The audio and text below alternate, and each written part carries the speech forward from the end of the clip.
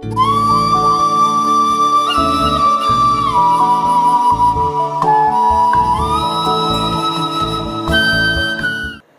शेतकरी बांधवांनो, मी Ankita Gaikwad, white gold trust या शेतकरी सेवाभावी संस्थेची एक प्रतिनिधी।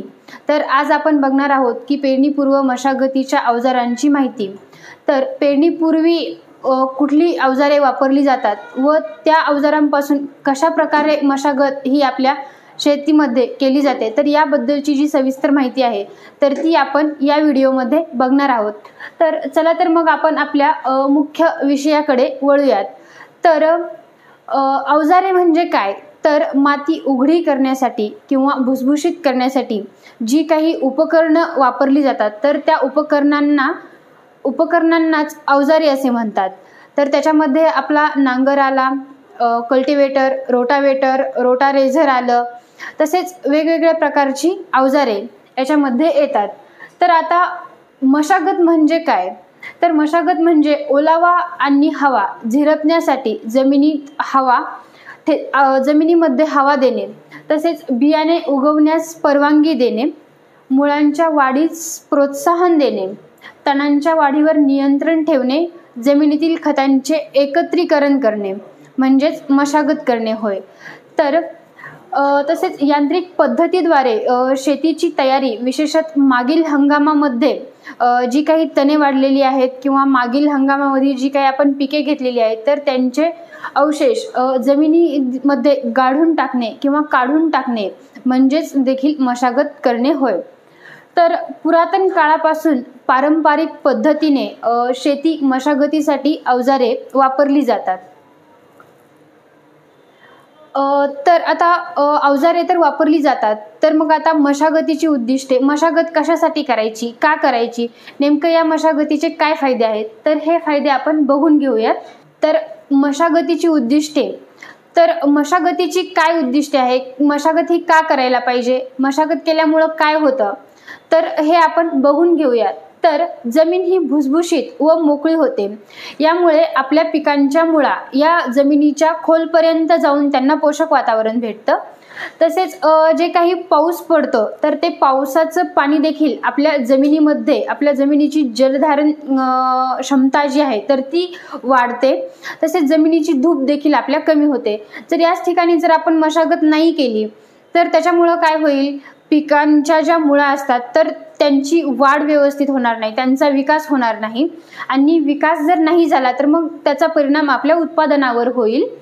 तसेच म्हणायला गेलं तर मग आपल्या जे काही पावसाचं पाणी पडणार आहे तर ते पावसाचं पाणी पडून सरळ निघून जाईल आणि आपल्या जमिनीची धूप देखील जास्त प्रमाणात होईल। जमिनीत हवा खेळती राहते, तर ही देखील जमिनीत हवा खेळती राहिल्यामुळे आपल्या जमिनीमध्ये वेगवेगळ्या प्रकारचे जीवजंतू, जीवाणू असतात जे आपल्या पिकांसाठी अत्यंत उपयुक्त असतात।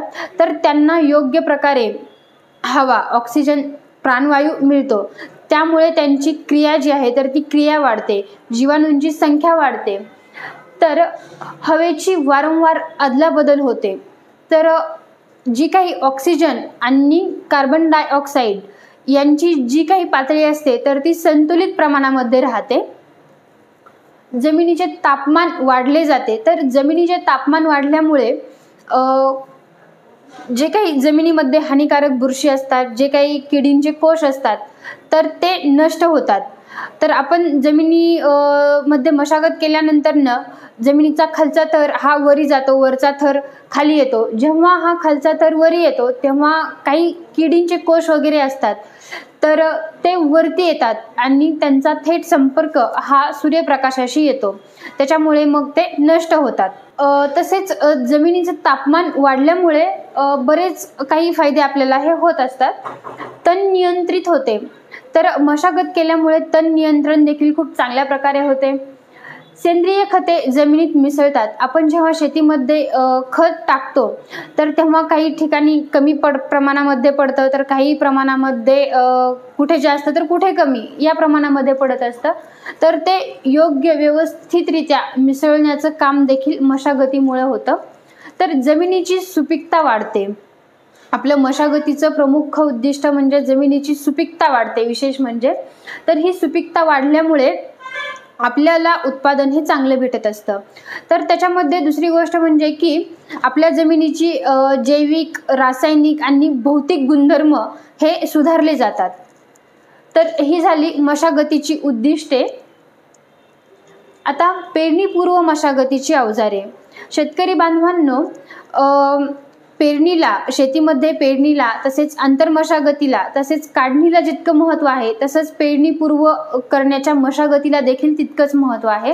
तर याच्यामध्ये आपण विविध अवजारे घेतलेली आहेत. कल्टिवेटर आहे, नांगर आहे, पॉवर हॅरो आहे, डिस्क हॅरो आहे, पोस्ट होल डिगर आहे, कंपोस्ट स्प्रेडर आहे इत्यादी अशी अवजारे घेतली आहे. याचा आपण सखोल अभ्यास हा पुढे बघूयात. मी तुम्हाला त्याच्याबद्दल माहिती देऊन ते प्रत्यक्षामध्ये कसे काम करतात, त्यांचं कार्य कसं आहे, तर त्याचे व्हिडिओ देखील दाखवणार आहे. तर याच्यामध्ये आपण इतके अवजारे घेतलेली आहेत. मोल नांगर, सबसॉइलर, मेकॅनिकल पलटी नांगर, हायड्रोलिक, ऑटोमॅटिक पलटी नांगर, power harrow, disc harrow, cultivator, rotavator, रोटारेझर, कुळव, laser leveller, post hole digger, दगड वेचणी यंत्र, बेड मेकर, कंपोस्ट स्प्रेडर, वाफे तयार करण्याचे यंत्र. तर ही अशी अवजारे आपण घेतलेली आहेत. तर याच्याबद्दल आता सविस्तर बघूयात. हा आहे मोल नांगर. तर हा जो नांगर आहे तर तो 50 व त्यापेक्षा जास्त अश्वशक्ती असलेल्या ट्रॅक्टरद्वारे चालवला जातो. तर याचं कार्य जे आहे तर ते भारी, काळ्या, शारपड व पाणथळ जमिनीमध्ये अतिरिक्त पाण्याचा निचरा करणे तसेच अतिरिक्त क्षारांचा देखील निचरा करण्यासाठी या नांगराचा उपयोग होतो. तर हा नांगर देखील वापरणं ही सध्या काळाची गरज बनली आहे. कारण का दिवसेंदिवस आपल्या जमिनी ज्या आहेत तर त्या पाणथळ, क्षारपड होत चाललेल्या आहेत. तर हा झाला मोल नांगर. तर आता बघूयात की सबसॉइलर. मोल नांगर आणि सबसॉइलर याच्यामध्ये तितका जास्त काही यांच्या कार्यामध्ये फरक नाही. एवढंच की मोल नांगर हा 50 व त्यापेक्षा जास्त अश्वशक्तीच्या ट्रॅक्टरद्वारे चालवता येतो. तर सबसॉइलर जो आहे तर तो 45 व त्यापेक्षा जास्त अश्वशक्ती असलेल्या ट्रॅक्टरद्वारे चालवला जातो. हायब्रेटिंग सबसॉइलरचा वापर भारी, काळ्या, क्षारपड व पाणथळ जमिनीतील अतिरिक्त पाण्याचा आणि क्षारांचा निचरा करण्यासाठी याचा उपयोग होतो. दोघांचं कार्य थोड्या प्रमाणामध्ये सारखंच आहे. एवढंच की मोल नांगराचा वापर नांगरणी करण्यासाठी देखील केला जातो. तर आता मी तुम्हाला सबसॉइलरचा व्हिडिओ दाखवते. हा जमिनीच्या पोटामध्ये जाऊन पूर्ण जमीन अशी फाडत घेऊन जातो. ही बघू शकता तुम्ही की किती पाणथळ, क्षारपड जमीन आहे. तर हे अशा प्रकारे जर आपण सरांच्या व्हिडिओमध्ये देखील बघितलं असेल की तुम्ही ज्या ठिकाणी पाणथळ जमिनी आहेत, ज्या शारपड जमिनी आहेत, सर सांगतात तिथं की जमिनीला उताराच्या आडव्या दिशेने चर काढा. तर हे चर काढण्यासाठी या सबसॉइलरचा वापर केला जातो. हा झाला मेकॅनिकल पलटी नांगर. आता आपण पीक काढल्यानंतर नांगरणी करत असतो. तर त्याच्यामध्ये प्रामुख्याने वापरला जाणारा हा नांगर. तर याच्यामध्ये पण मेकॅनिकल नांगर, हायड्रोलिक नांगर आणि ऑटोमॅटिक पलटी नांगर, तर हे 3 नांगर येतात. तर या 3 नांगराचे कार्य हे सारख्याच प्रमाणामध्ये आहे. फक्त याच्यामध्ये फरक एवढाच आहे की मेकॅनिकल पलटी नांगर जो आहे तर तो याला दांडा येतो, तो दांड्याने पलटी करावा लागतो. तर हा नांगर पलटी करत असताना ट्रॅक्टरला हा थोड्या प्रमाणामध्ये झटका बसतो. तर हा नांगर जो आहे आणि हायड्रोलिक नांगर जो आहे तर तो त्याला हायड्रोलिक पंप असतो, तर त्या पंपाद्वारे तो पलटी होतो. आणि ऑटोमॅटिक पलटी नांगरामध्ये तो ऑटोमॅटिक पलटी होतो, पण पलटी होताना हा ट्रॅक्टरला देखील झटका बसतोच. फक्त हायड्रोलिक नांगरामध्येच ट्रॅक्टरला झटका नाही बसत. तर हा नांगर जो आहे मेकॅनिकल पलटी नांगर तर तो 45 व त्यापेक्षा जास्त अश्वशक्तीच्या ट्रॅक्टरद्वारे चालवला जातो. या नांगराने जमिनीची नांगरणी योग्य त्या खोलीपर्यंत देखील करता येते. तसेच हलक्या, मध्यम व भारी जमिनीकरता हा नांगर अतिशय उपयुक्त आहे. मेकॅनिकल पलटी नांगरांची किंमत अंदाजे म्हणजे सरासरी याच्यामध्ये किमतीमध्ये कमी जास्त होऊ शकते. तसेच तुम्ही कुठल्या कंपनीचा घेताय याच्यावर देखील ते अवलंबून आहे. तर 75,000 रुपये आहे. मेकॅनिकल पलटी नांगराचा तुम्हाला व्हिडिओ दाखवते. हे बघू शकता त्यांनी कसा तो दांडा आहे, त्या दांड्यांनी तो नांगर पलटी केलेला आहे. तर या पद्धतीचा हा मेकॅनिकल पलटी नांगर आहे. कुठल्याही जमिनीमध्ये आपल्याला वापरता येतो, हलक्या, भारी, मध्यम स्वरूपाच्या जमिनीमध्ये.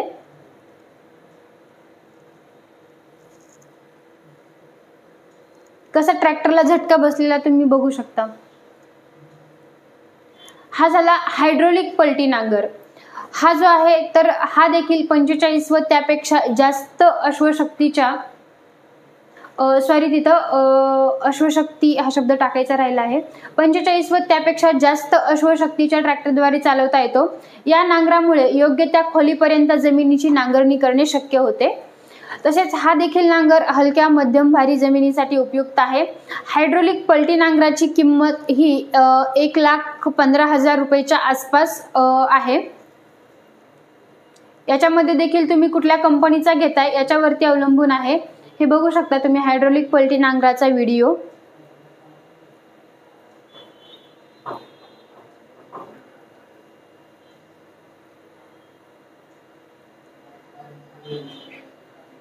इथं हा हायड्रोलिक पंप आहे, याद्वारे हा नांगर पलटी होतो. याच्यामुळे देखील सर्व प्रकारच्या जमिनीमध्ये हा नांगर वापरला जातो. आता ऑटोमॅटिक पलटी नांगर सर्वसाधारण ज्यांच्याकडे ट्रॅक्टर आहे तर ते हा ऑटोमॅटिक पलटी नांगर घेण्यासाठी ऑटोमॅटिक पलटी नांगराचीच निवड करतात. तर हा नांगर जो आहे तर तो देखील 45 व त्यापेक्षा जास्त अश्वशक्ती असलेल्या ट्रॅक्टरद्वारे चालवला जातो. ट्रॅक्टरच्या पोझिशन कंट्रोल लिव्हरद्वारे ऑटोमॅटिक पलटी करता येतो.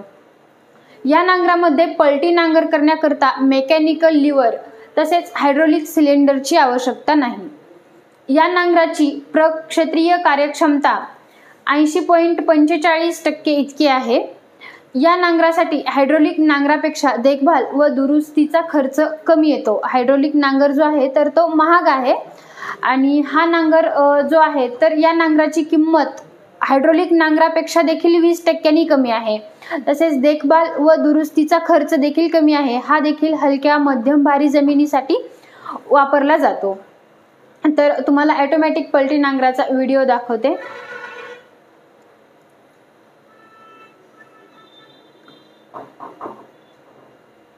हा ऑटोमॅटिक पलटी झाला. ट्रॅक्टरला थोड्या प्रमाणामध्ये झटका बसतो याच्यामध्ये पण.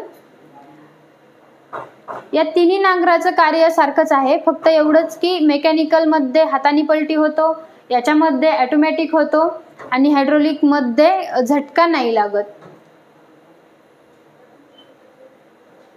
हा व्हिडिओ तुम्ही बघू शकता. आता पॉवर हॅरो. तर पॉवर हॅरो जो आहे तर 45 व त्यापेक्षा जास्त अश्वशक्तीच्या ट्रॅक्टरने हा देखील वापरला जातो. पाती उभी असल्यामुळे जमीन दाबली जात नाही. तसेच पाती जी आहेत तर ती खोलीवर जातात आणि काम करतात. हलक्या, मध्यम व कठीण, भारी जमिनीसाठी देखील हा उपयुक्त आहे. हा आपल्याला नवीन पण म्हणता येणार नाही, कारण का याची जी ओळख आहे तर ती सर्व शेतकऱ्यांना आता माहिती झालेला आहे. तर याचा देखील शेतकरी खूप मोठ्या प्रमाणामध्ये आता वापर करत आहेत. आणि याच्यामध्ये विशेष गोष्ट अशी की याची पाती जी आहेत तर हे बघू शकता तुम्ही, ही उभी असल्यामुळे आपली जमीन जी आहे तर ती खाली दाबली जात नाही आणि ही पाती जी आहे तर ते खोलवर जातात. खोलवर जाऊन आपल्या जमिनीची मशागत करतात. तर हा व्हिडिओ तुम्ही बघू शकता पॉवर हॅरोचा. बघा कशी जमीन सैल होत आहे, भुसभुशीत करत जात आहे. हा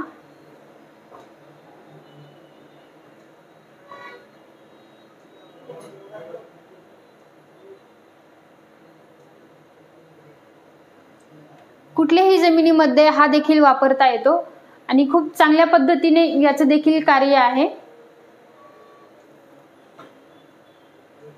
आता डिस्क हॅरो, तव्याचा नांगर. तर हा देखील 45 व त्यापेक्षा जास्त अश्वशक्तीच्या ट्रॅक्टरद्वारे चालवला जातो. मुरमाड व दगडगोट्याच्या जमिनीसाठी उपयुक्त आहे. तर ज्या काही मुरमाड जमिनी आहेत, दगडगोट्याच्या जमिनी आहेत, तर त्या जमिनीसाठी हा नांगर चांगला उपयुक्त आहे. जमिनीतील मातीची फेरपालट प्रभावीरित्या करता येते. म्हणजे अत्यंत चांगल्या पद्धतीने जमिनीतील मातीची फेरपालट या नांगरामुळे आपल्याला करता येते. ताक, ढेंचा इत्यादी हिरवळीची खते जमिनीमध्ये चांगल्या प्रकारे गाडता येतात. आपण हिरवळीचं खत घेतो, तर हिरवळीचं खत घेतलं आणि त्याच्यामध्ये जर हा डिस्क हॅरो तव्याचा नांगर हा जर वापरला, तर जी काय आपली हिरवळीची खतं आहेत तर ती खूप चांगल्या पद्धतीने जमिनीमध्ये दाबली जातात व त्याच्यापासून आपल्याला खूप चांगल्या पद्धतीने जे काही कंपोस्ट सेंद्रिय कर्ब आहे तर तो आपल्याला मिळतो. नंतर तव्याच्या नांगराचा व्हिडिओ बघा. आता तुम्ही याच्यामध्ये म्हणतील की मॅडम याच्यामध्ये इतके जास्त पाते आहेत आणि याच्यामध्ये 3च, तर याच्यामध्ये 2, 3, 4, 5 असे 5, 6 असे पाते येतात. तर याच्यामध्ये एवढंच आहे की जर जास्त पात्याचा जर नांगर असेल तर त्याच्यामुळे मशागत लवकर होते, त्याची किंमत देखील जास्त असते. याची किंमत कमी असते आणि मशागतीला थोडासा वेळ लागतो. फरक फक्त याच्यामध्ये एवढाच आहे, बाकी काही नाही, दोन्ही पण सेमच आहे. तर मला हा 2 पाती असलेला नांगराचा व्हिडिओ भेटला म्हणून मी तो तुम्हाला दाखवत आहे.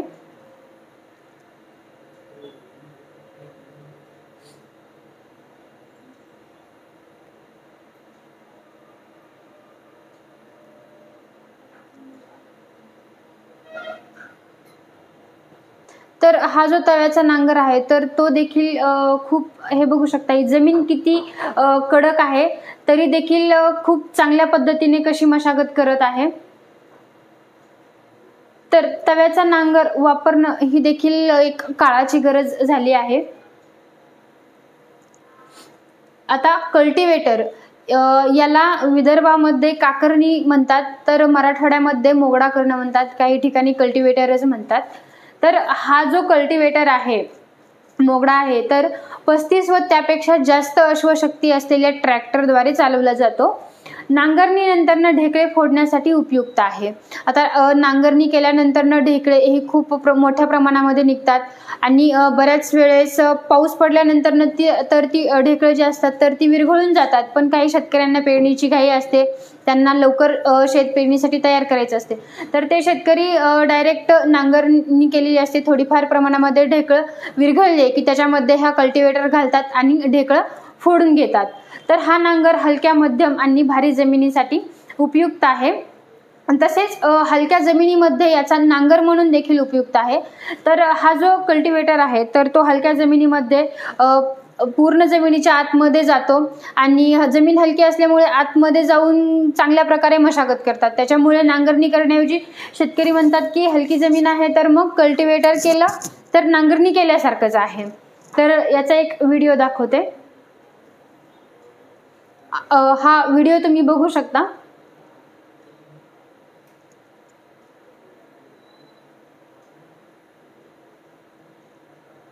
ही अशा प्रकारे या कल्टिवेटरचं कार्य आहे, अशा प्रकारे जमिनीची मशागत करतो. आता रोटावेटर हे शेतकऱ्यांना सांगायची काही गरज नाहीये, पण एक पेरणी पूर्व मशागतीच्या अवजारामध्ये हे अवजार येतं म्हणून मी सांगते थोडक्याबद्दल याच्याबद्दल. तर रोटावेटर जे आहे तर याला जमिनीचं, शेतीचं मिक्सर देखील म्हणतात. कारण का हे जर आपण जमिनीमध्ये मशागत करण्यासाठी जर वापर केला तर जमिनीमध्ये जे काही तुमचे मागील पिकांचे जे काही अवशेष आहेत, जे काही तण आहेत तर ती सर्व त्याचं बारीक होतात आणि आपल्या जमिनीमध्ये ती मिक्स केली जातात. तर हा जो रोटावेटर आहे तर तो 35 व त्यापेक्षा जास्त अश्वशक्तीच्या ट्रॅक्टरने चालविता येतो. यामध्ये कमी अश्वशक्तीचे देखील उपलब्ध आहेत. तर 35 पेक्षा जे काही अलीकडचे ट्रॅक्टर आहेत, 18 HP पासून ट्रॅक्टरची सुरुवात होते. तर जे काही कमी HP चे ट्रॅक्टर आहेत तर त्यांच्यासाठी देखील छोटेसे असं रोटावेटर उपलब्ध आहेत. या यंत्रामध्ये क्षितिज समांतर शाफ्ट असतो, त्यावर विविध प्रकारची पाते बसविलेली असतात. त्यामुळे जमिनीची चांगली मशागत होते. हलक्या, मध्यम व भारी जमिनीसाठी हा उपयुक्त आहे. शेतातील उभी पिके कापणी करून जमिनीत योग्य प्रकारे दाबता येतात व जमीन भुसभुशीत राहते. तसेच या यंत्राद्वारे लागवडीकरता जमीन तयार करता येते. शेतकरी सहजच हे केल्यानंतर जर त्यांनी कल्टिवेटर केलं की लगेचच रोटावेटर करतात, जमीन पेरणी योग्य करतात. याच्यामुळे तर सर्व जमीन जी आहे तर ते अवशेष वगैरे सर्व बारीक होतात. हे मिक्सर असल्यासारखे बारीक होतात, त्याच्यामुळे लगेचच पेरणीसाठी जमीन याच्यामुळे तयार होते. ह्याला यल ब्लेड असल्यासारखी याची पाते असतात. हा रोटावेटरचा व्हिडिओ आहे. तुम्ही बघू शकता की आजूबाजूला हे जे तण आहे तर याचं किती बारीक असं मिक्सर झालेलं आहे.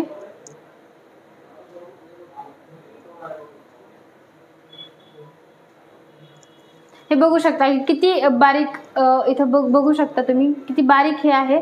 तर खूप चांगल्या पद्धतीने याच्यामुळं जे आहे तण आणि पिकांचे अवशेष तर ते बारीक होतात.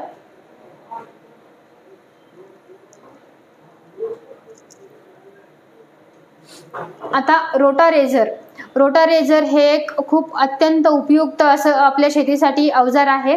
कारण का एकाच वेळी खूप सारी कामं करणारं हे अवजार आहे.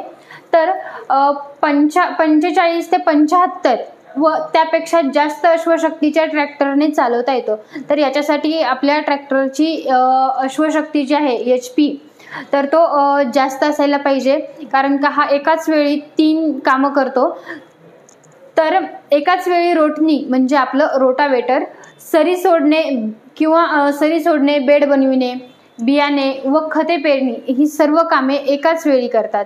आता ही यंत्र मी तुम्हाला अगोदर सांगितलं की उपयुक्त आहे आणि हे वापरणं देखील काळाची गरज आहे. कारण का तुम्ही जर रोटर केलं तर आपल्या जमिनीतील ओलावा कमी होतो. सरळ आपण जर पेरणी करायचं म्हणलं तर सर्व ह्या प्रोसेस ज्या आहेत, सरी सोडणं हे, तर ते एकाच अवजारावर जर करायचं म्हटलं तर एका दिवसामध्ये होऊन जातं. आणि वेगवेगळे जर अवजार, रोटावेटरचं वेगळं अवजार, पेरणीचं वेगळं अवजार असं जर करायचं म्हटलं तर आपले 8-15 दिवस हे सहज निघून जातात. तर हे अवजार जे आहे तर ते याच्यामुळे आपला वेळ वाचतो, तसेच मशागतीवरील खर्च देखील वाचतो आणि हे वापरणं आता काळाची गरज आहे. योग्य वेळी आपल्याला पेरणी जी आहे तर ती पेरणी करता येते. तसेच हिरवळीचे खत पूर्व पिकाची कुट्टी करून जमीन भुसभुशीत करण्यासाठी अतिशय उपयुक्त आहे. पूर्वीची जी काही तुमची पिकं आहेत तर ती पिकांची कुट्टी करतं, जे काही हिरवळीचं खत असेल तर ते देखील जमिनीमध्ये गाडून जमीन भुसभुशीत करण्याचं हे काम करतं. याचा व्हिडिओ तुम्ही बघू शकता.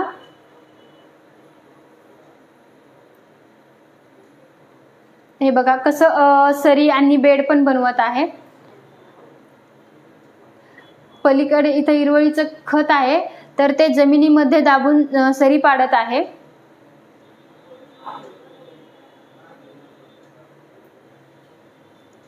इथं याला पेरणी यंत्र असतं. हे बघू शकता इथं. तर हा झाला रोटारेझर. आता कुळव जो आहे तर याला वखर देखील म्हणतात. तर हा जो आहे तर तो 35 HP अश्वशक्ती असलेल्या ट्रॅक्टरद्वारे वापरला जातो.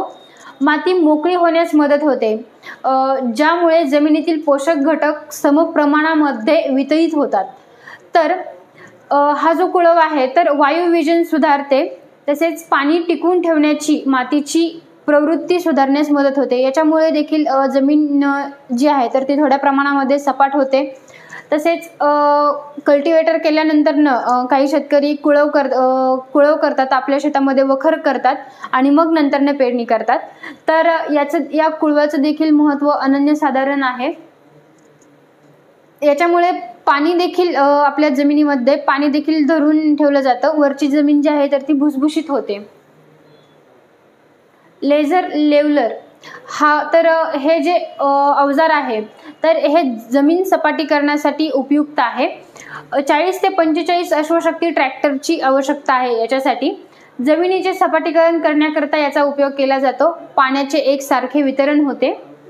एक समान पेरणीची खोली राखू शकता. जर आपली जमीन जर सपाट असेल म्हणजे एक लेवल जर असेल तर आपल्याला योग्य प्रमाणामध्ये तिथं पेरणीची खोली ठेवता येईल. आणि जमीन जर चढ उतार असेल किंवा खालीवर जर असेल तर मग आपल्याला पेरणीची योग्य ती खोली नाही ठेवता येणार. तर त्याच्यामुळे काही ठिकाणी बियाणं हे वरतीच पडेल, काही ठिकाणी खूप खोल जाईल. त्याच्यामुळे आपल्या बियाण्याची उगवण क्षमता देखील नाही होणार.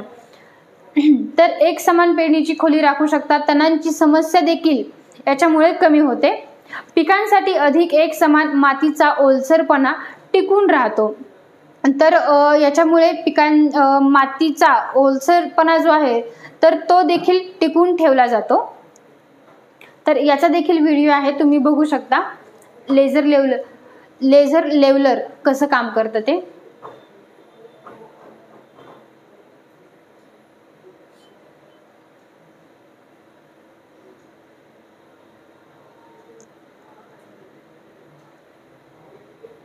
तर हे एक यंत्र आहे की ज्या ठिकाणी माती ही जास्त आहे तर त्या ठिकाणून गोळा करत घेऊन जाते, आणि ज्या ठिकाणी चढ आहे तर त्या ठिकाणी ती माती सोडून देते. आता बघू शकता तुम्ही माती किती यंत्रामध्ये साठलेली आहे.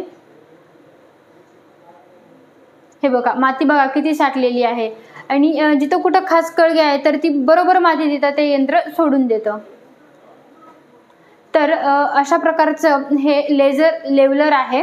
हे देखील आपल्या शेतकऱ्यांनी वापरणं काळाची गरज बनत चालली आहे. पोस्ट होल डिगर, याला आपण खड्डे खोदण्याचं यंत्र देखील म्हणू. तर 45 व त्यापेक्षा जास्त अश्वशक्तीच्या ट्रॅक्टरने हे यंत्र चालवता येतं. फळ पिकांच्या लागवडीसाठी खड्डे खोदण्यासाठी उपयुक्त आहे. तसेच इलेक्ट्रिकचे जे पोल असतात, किंवा जर एखाद्या शेतकऱ्यांना किंवा कोणाला जरी पोल जर शेड बांधायचं असेल, पोल जर रोवायचे असतील, तर त्याच्यासाठी देखील हे यंत्र वापरलं जातं. तर एका तासामध्ये सुमारे 20 ते 25 खड्डे खोदले जातात. आता जर खड्डे मजुरांनी खोदायचं म्हटलं तर ह्याला वेळही जातो, आपली कामं वेळेवर पण पूर्ण होत नाहीत, आणि दुसरी गोष्ट म्हणजे आपली मजुरी पण जास्त जाते. तर हे जे यंत्र आहे तर ते खूप चांगल्या प्रकारे उपयुक्त आहे. आता फळबागेची जर लागवड करायचं म्हटलं तर मग मजुरांनी कधी खड्डे खोदायचे, आपल्याला लागवड करण्यासाठी उशीर होईल, मग ह्या सगळ्यांना आपल्याला परत हे सगळे प्रॉब्लेम आपल्याला फेस करावे लागतात. त्याच्यामुळे हे यंत्र आहे पोस्ट होल डिगर. याची देखील खूप चांगल्या पद्धतीने काम करते. याचा व्हिडिओ देखील आहे, आणि एका तासामध्ये विशेष म्हणजे 20 ते 25 खड्डे खोदले जातात. तर हे या पद्धतीने हे काम करतं.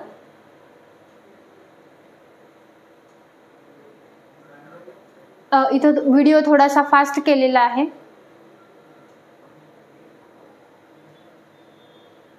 झालं की ती 1 मिनिटामध्ये खड्डा खोदून होतो.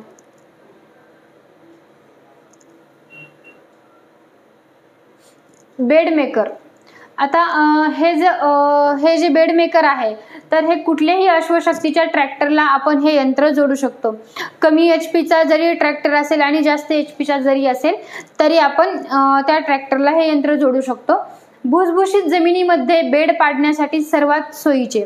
ज्या ठिकाणी तुम्ही अगोदरच नांगरणी, कल्टिवेटर, कुळवणी, रोटावेटर करून ठेवला आहे, तर अशा जमिनीमध्ये तर हे यंत्र वापरण्यासाठी सगळ्यात सोयीचं आहे.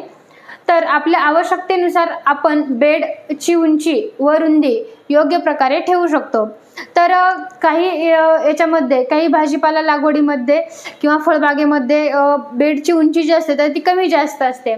तर याची जी आहे तर ती उंची आणि रुंदी ही आपल्याला पाहिजे तेवढ्या प्रमाणामध्ये ठेवता येते. तर बघू शकता तुम्ही बेड मेकरचा व्हिडिओ.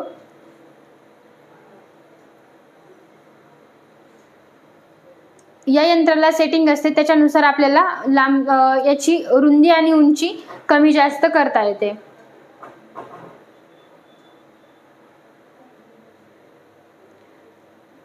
किती एकदम व्यवस्थित प्रमाणामध्ये बेड बनवले जात आहेत.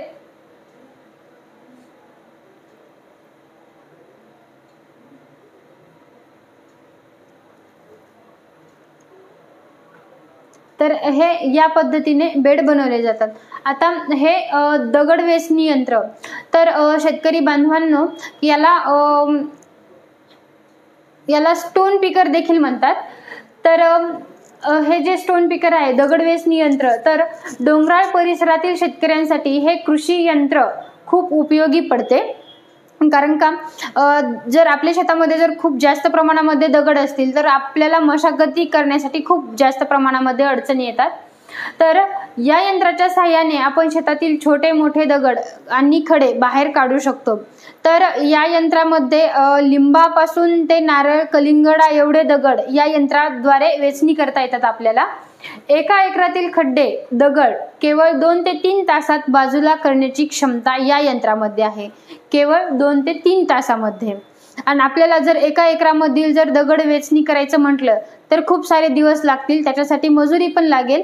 आणि आता सध्याच्या परिस्थितीमध्ये जर म्हटलं तर मजूर देखील भेटणं खूप कठीण होऊन गेलेलं आहे।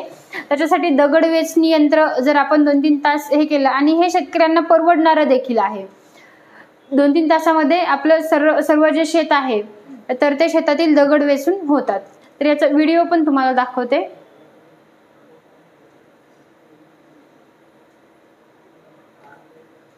या यंत्राची जी सिस्टम आहे तर ती तुम्ही बघू शकता।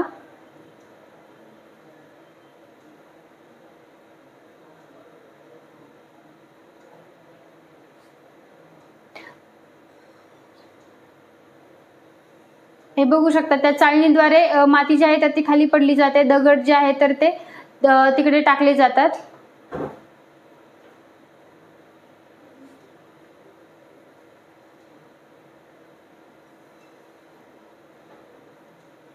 या पद्धतीने आपल्या शेतामध्ये दगड वेचणी हे यंत्र काम करतं। बघू शकता बाजूला बांधाच्या बाजूला किती दगड पडलेले आहेत, इकडे किती भारी जमीन झालेली आहे। आणि दगड जर जास्त असतील तर आपल्याला पेरणी जर केली आपण तर एखाद्या वेळेस दगड जर जास्त असतील तर ते बियाण्याची उगवण क्षमता देखील तेवढ्या जास्त प्रमाणामध्ये नाही होत। आता कंपोस्ट स्प्रेडर, आता हे जे आहे तर हे जे यंत्र आहे तर ते 40 ते 50 अश्वशक्तीच्या ट्रॅक्टरने चालवता येते आपल्याला।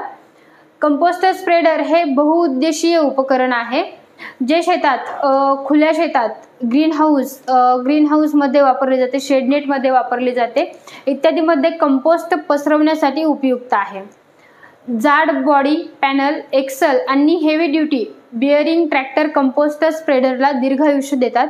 जर याचं जे बॉडी स्ट्रक्चर आहे, body panel, axle, heavy duty bearing tractor, तर हे जे आहे तर याच्यामुळे हे मजबूत असल्यामुळे या यंत्राला दीर्घायुष्य आहे। कंपोस्ट स्प्रेडर ट्रॅक्टरची लोडिंग क्षमता 750 ते 900 किलो इतकी आहे। तर याच्यामध्ये जी काही कंपोस्ट भरण्याची याची जी क्षमता आहे तर ती इतकी आहे 750 ते 900 किलो पर्यंत। तर हे मी तुम्हाला याचा एक व्हिडिओ दाखवते, तुम्ही हे बघू शकता।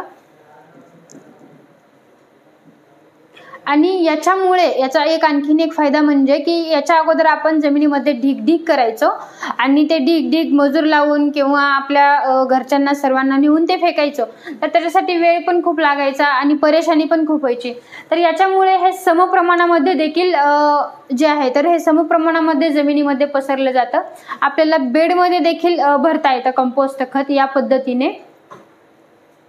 याच्यामध्ये आणखीन एक कंपोस्ट स्प्रेडर आहे, ते म्हणजे की ढीग करायचा आणि त्याच्यामध्ये पोस्ट होल डिगर सारखे असे पाते असतात, म्हणजे त्याच्यासारखे म्हणता येणार नाही पण पाते असतात, तर ते पाते त्याच्यावर ठेवून गोल फिरवलं की मग ते बरोबर सगळ्या जे काही आजूबाजूची जागा आहे तर त्यामध्ये पसरलं जातं। तर मला हे थोडंसं चांगलं वाटलं म्हणून मी तुम्हाला याची माहिती देत आहे। तर हे झालं कंपोस्ट स्प्रेडर आणि हे देखील वापरणं काळाची गरज आहे।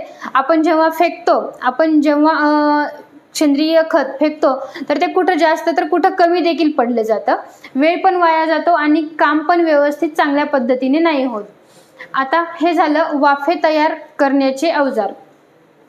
तर हे जे आहे तर ते 35 व त्यापेक्षा जास्त अश्वशक्तीच्या ट्रॅक्टरने चालविता येते।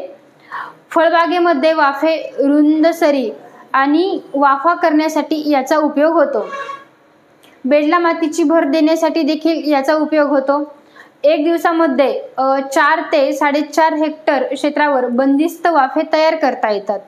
तर हे जे यंत्र आहे तर हे खूप चांगल्या पद्धतीचं असं उपयुक्त आहे। आपल्याला जर वाफे करायचं म्हटलं तर देखील वेळ खूप जास्त लागतो। याच्यामुळे 4 ते 4.5 हेक्टर वरील जे काही क्षेत्र आहे तर ते बंदिस्त वाफे तयार करून होतात। आता याचा एक व्हिडिओ दाखवते।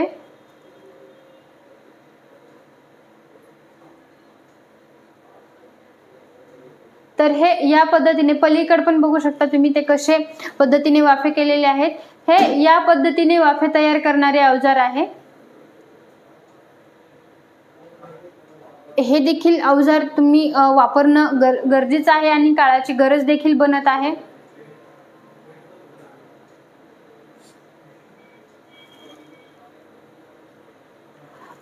तर आता अधिक माहितीसाठी संपर्क. तर शेतकरी बांधवांनो, तुम्हाला मी ही काही नवीन अवजारे सांगितली, काही याच्यामधील अवजारे जुनीच होती. तर तुम्हाला जी काही चांगली वाटली, त्याच्यावरती काय सबसिडी आहेत किंवा ती तुम्हाला जर घ्यायची असतील तर हे संपर्क जे आहेत तर ते श्रीराम शेती अवजारे यांच्याकडे सर्व अवजारे उपलब्ध आहेत. त्यांचा कॉन्टॅक्ट नंबर आहे 9970 68 21 84. तर यांचा जो ॲड्रेस आहे तर तो पांढरीवाडी फाटा गेवराई, तालुका प्रॉपर गेवराईमध्ये आहे, तालुका गेवराई, जिल्हा बीड. तर यांना जर तुम्ही कॉल केला तर ते तुम्हाला अवजारांची माहिती पण देतील आणि इथं सर्व अवजारे त्यांच्याकडे उपलब्ध पण आहेत. आणि दुसरं म्हणजे की श्री गजानन ॲग्रो एजन्सी यांच्याकडे पण सर्व अवजारे उपलब्ध आहेत. यांचा कॉन्टॅक्ट नंबर आहे 950302 74 29. यांचा ॲड्रेस आहे पटेल कॉम्प्लेक्स, शेरखाने पेट्रोल पंपासमोर, एडशी रोड, धाराशिव. तर या पद्धतीचा यांचा ॲड्रेस आहे. तर तुम्हाला जर याच्याबद्दल काही अडचणी असतील अवजारांबद्दल किंवा काही माहिती विचारायची असेल की हे अवजारे कुठे भेटतात किंवा आणखीन यांच्या कार्यपद्धतीबद्दल जर डिटेलमध्ये काही जर विचारायचं असेल तर आमचा हा शेतकरी सहायता नंबर आहे 88 88 16 78 88. तर तुम्ही या नंबरवर कॉल करू शकता. धन्यवाद.